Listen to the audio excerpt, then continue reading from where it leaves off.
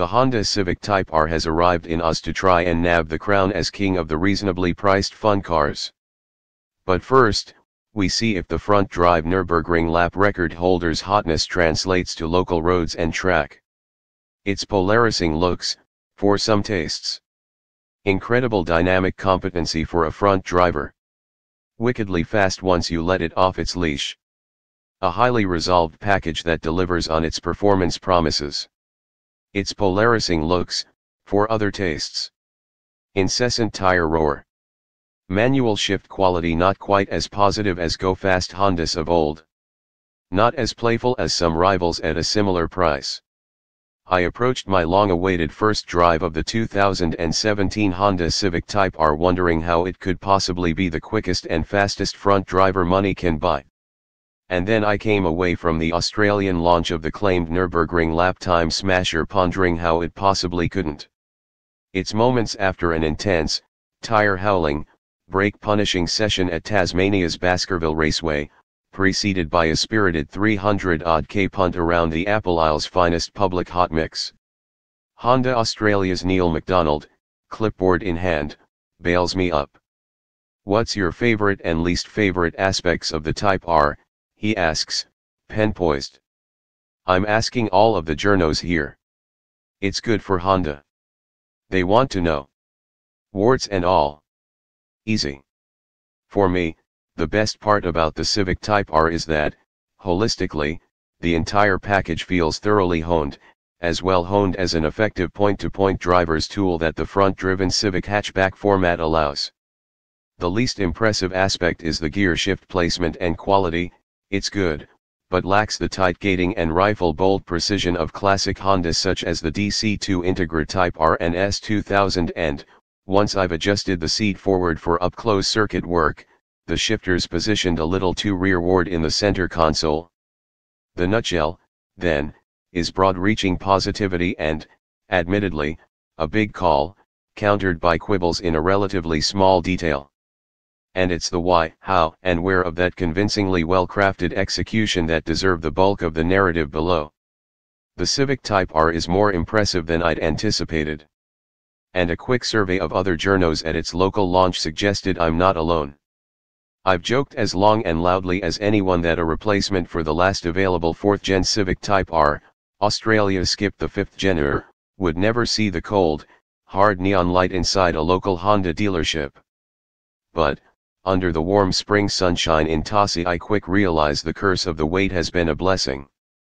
There's not been idle hands in the car's long drawn-out development. But here it finally is. And, as seems the case with Japanese performance figureheads of the past couple of decades, those responsible are keen to demonstrate their efforts in the final product, every gram, millimeter, and degree committed, in a long-winded manner and lots of graphs. At the Civic Type R launch, Providence to Prosperity is detailed by way of a 304-page, individually numbered, hardcover book as a gift to those present. But it's how those details all come together, rather than the actual details themselves, I'm most keen to explore. Back at our first drive at its international launch in Germany, we scored it an 8 out of 10 through a broad view as a $50,990 MRLP performance pitch. While it'll surely have its day to compete against Alpa, Ford Focus Rs, Subaru WRX STI and Volkswagen Golf R rivals for king of reasonably priced fun cars accolades, today I'm keen to measure how it performs as a mediator between the driver and hot mix below, a crossroads/track venues where Aussie punters might expect it to shine. Crawling out of Hobart's morning peak hour, it's friendly and extremely drivable. Comfort mode tempers the adaptively damped ride and dulls the throttle take-up nicely in the bumper-to-bumper crawl. Having bookended my Type R experience with Subaru's Levorg ST Sport and Toyota's 86 Limited Edition just after, I can tell you the Honda is not simply more comfortable, tractable, and easier to commute in that its Japanese compatriots, it also has more hardcore and purposeful vibe cruising around the burbs. Good early signs, then. Though it defaults to sport mode at startup, its comfort mode doesn't leave you shortchanged for most normal driving. As we peel off onto Tass's byways, the softest of 3 drive modes, plus R being the most visceral, merely takes some of the tangible edge off what's clearly firm, ready for business character. Tire noise from the 245mm Continental Sport Contact 6 rubber, its spec bespoke to Type R, is noticeable on hot mix, downright rowdy on coarse chip, but perfectly acceptable for a device conspicuously dripping with land missile mojo, taste notwithstanding. Subjective tastes, eye of the beholder, etc. This new, aggressive exterior styling should be familiar enough by now to anyone with passing interested in the Type R who'll undoubtedly form their own, possibly polarist, opinion. What I will say is it looks more squat and aggressive in the flesh than it does on screen in pictures, that opting for black paint, one of 5 colors available, tames its fussy facade down the most effectively. Incidentally, 3 out of 4 of the 350 examples pre-sold prior to launch are white, though the Battleship Gray, Sonic Gray, officially, is my personal fave. Its styling really was the butt of many jokes amongst the scribes at its launch. "Do they make one for adults?" quipped one scribe. "Styled by 12-year-olds on a red cordial bender," suggested another. "Uncharitable, yes, but no harm intended." Besides, the Boeing Transformer look has become more a Japanese high-performance trend rather than exclusively a Honda one. Form as functionality, then. The bonnet and guard vents keep under-bonnet temperatures at bay, that third exhaust outlet becomes an inlet at light throttle to eliminate booming, and that rear wing creates downforce above 100 km/h. Back on the German autobahns, and the Type R remained rock solid at an indicated 261 km/h. Today, across Tossa backroads, the velocities are tamer, yet the composure at whatever clip we brave, is unwavering. Everything from the bump control and compliance of the suspension to grip of the tires, from the electronic rev matching up and down gear changes to the linear nature of the turbocharged 2.0-liter engine, conspires together to promote sheer pace in an engaging yet near idiot-proof manner. It's not the size of the numbers, 228 kilowatts, not 235 kilowatts as we'd previously surmised, and 400 nanometers that makes this engine effective and friendly, but the linearity achieved by blending newfound turbocharging with old-school VTEC valve control. While it doesn't quite feel terribly torquey, it's a deception of the engine tune. There's no low RPM lethargy or top-end breathlessness, and no torque peaks or troughs in delivery, as the needle swings between 2500 RPM, where peak torque arrives, and through to the 6500 RPM red line. The upshot is that once you throw Type R through a corner, the engine seems to never get caught off boil as so many small-capacity turbos might. There's no need to chase the engine's sweet spot. And, with sport engaged, the rev matching function not only facilitates rapid-fire gear changes from the conventional, close ratio 6-speed manual, but leaves the driver to focus more on the precision braking demanded by the frankly hellacious corner speed the Type R manages to carry through an apex, without the frivolity using the old heel and toe technique. The front end has so much grip and accuracy that it takes some acclimatization as to how deep and hard you can push into a corner. So, naturally, there's more than a little alarm once you discover a decent bump in the middle of curve you've committed serious red mist to. But the wheel control is such that even across oh crap size dips and imperfections, the Type R refuses to budge off its line. Balancing such compliance, with licorice strip 245/30 rubber mounted on 20-inch rims, no less, with this much sheer road-holding tenacity takes rare talent, even for performance heroes twice the Honda's asking price. The rubber does scrabble a bit if you launch hard from a standstill, but the helical type LSD tames the wheel spin quickly.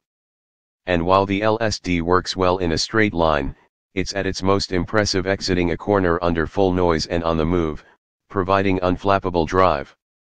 Torque steer, bar the occasional faint nudge at the steering wheel, is nigh on non-existent. Rear end grip isn't merely assertive, it's absolutely riveted to the blacktop. And my gut feel, without a rival present with which to compare, is that the Type R doesn't dance and shimmy in response to throttle changes in the way, say, a Focus Rs or WRXT might through the same corner and the same speed. On road, at speeds that won't risk your license, the Honda is benign. Perhaps a little too much so for some driver tastes. But what it does do, it trades playfulness for pace, and the kind of heady pace that'll plaster a stupid grin across your mug while suggesting, in the same moment, that there's much more pace left in reserve should you find a more suitable off-street venue on which to sample it. Such a dynamic character leans heavily on the capabilities of the steering and braking systems, and both are impressively well sorted. It's a variable steering rack, a little slower off-center to remove some dirtiness and nervousness around the straight-ahead position, and the feel balances linearity, weight, and lateral load up nicely. Similarly, the Brembo brakes are confidence-inspiring and powerful without excessive bite, making it easy to modulate scrubbing off velocity accurately. If there's an example that demonstrates that front-wheel drive and conventional manual gearbox formula is a heavy burden or hindrance in A to B progress across a fine piece of blacktop, I can't think of a more shiner one than the Type R bum draggers do get a bum rap.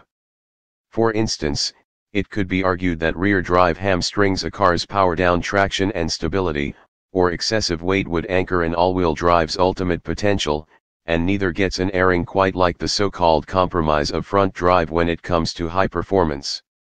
Closer to the truth is that it really depends on how well whatever drive format chosen is ultimately tuned and executed, and in the pursuit of pace, the Type R's execution is exceptionally fine. The heroic Honda does seduce you into believing that I could leave a great many rear or all-wheel driven heroic rivals in its tire tracks across certain twisty back roads. Properly uncork the Honda on track, with its End-R drive mode engaged, and it UPS the pace further. It really comes into its own once you climb above public road speed limits. Stand on the brakes from around 200 km per hour and the Type R squirms around on tires a little to let you know it's working hard for its keep. But, dynamically, it never feels overdriven and doesn't loses its cool. I'd expected the chassis to become more lively in response to animated driver inputs on track, but it doesn't. If anything, it's simply too benign for drivers who relish a chassis that likes to dance around when manhandled, because its rear end seems interminably drilled into the hot mix and refuses to budge offline. While certainly the quickest bum dragger I've punted around the Baskerville circuit, it doesn't rank that highly for sheer fun factor.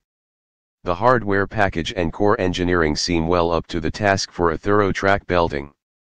After 4 10-minute sessions at essentially full noise qualifying pace, it remained essentially daisy fresh, though it does work the front tires hard for their keep.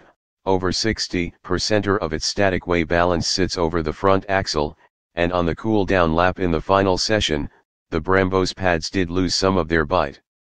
I've seen many pricier, more fanciful go-fast figureheads sweat harder for their keep treated this way around a track.